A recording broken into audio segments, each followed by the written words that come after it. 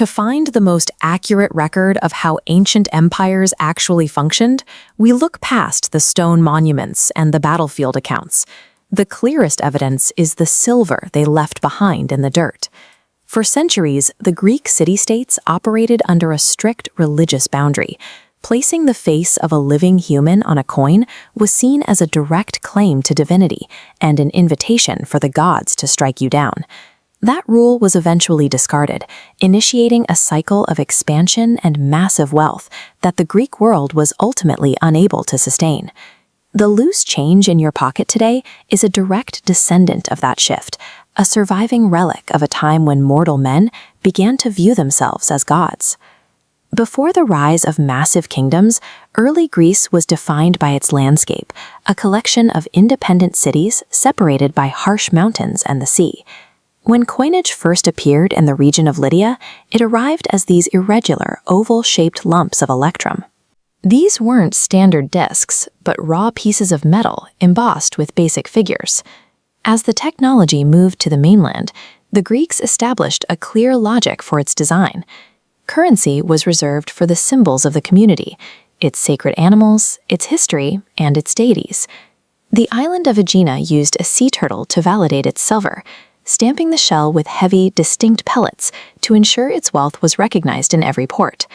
Athens utilized the owl of wisdom to represent the city's patron goddess, Athena. The AOE inscription and the olive sprig served as a guarantee of quality across their entire trade network. These coins were an assertion that the gods and the city held the only true authority. No king was large enough to displace the symbols of the state. When Athens and Sparta eventually exhausted one another through decades of war, the power of Macedonia rose from the north to fill the vacuum. Alexander the Great marched his phalanx from the Nile to the Indus, capturing the Persian treasury and flooding his new empire with enough gold and silver to standardize currency across the known world. As his territory grew, Alexander began to walk a fine line. His successes were so massive and so rapid that he began to push against the traditional boundaries of mortal behavior. While he stopped short of putting his own face on the money, he used the image of the demigod Heracles. By depicting the hero in a lion skin headdress, Alexander was signaling his own claim to a divine lineage. Alexander stayed within the technical limits of the law, but he created a new precedent.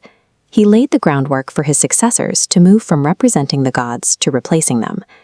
After Alexander's sudden death, his generals, the Diadochi, divided the empire. These rival kings were desperate for a way to prove that they, and not their competitors, were the rightful heirs to the throne. To manufacture that legitimacy, they finally discarded the old Greek taboo. They decided to use the most powerful propaganda tool available, the coinage. They began striking silver with their own living portraits. In some cases, they went even further, adorning their own profiles with the curled ram horns traditionally reserved for the god Zeus. They adopted titles like Epiphanos, or God Manifest, and wore the royal diadem, a headband that symbolized their absolute individual authority over their subjects. This transition, from pious mortal to self-appointed god, replaced the collective stability of the city-state with the fragile authority of a single man's profile. They had traded the enduring legitimacy of the gods for a power that lasted only as long as the king himself. While the Hellenistic kings were distracted by their own divinity and internal squabbles, the Roman Republic was moving. They were a rising power with a military machine that was locking into formation in the West. We can track the resulting collapse of these Greek kingdoms not just through history books, but through the changing metal content of their coins. This chart shows the rapid decline of silver. As wars with Rome drained their treasuries, kings replaced precious metals with faith-based brass coins. As coin values dropped, the cost of empire surged, causing an economic breakdown that left kingdoms hollow.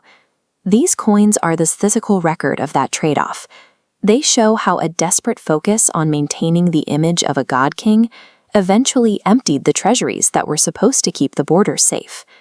The Greek empires were eventually absorbed into the Roman world, but the Romans recognized the utility of the Greek invention, and they kept the most arrogant part of it alive. They maintained the template we still use today, a ruler or a leader's profile on the head side, and a symbol of the state's power on the tails.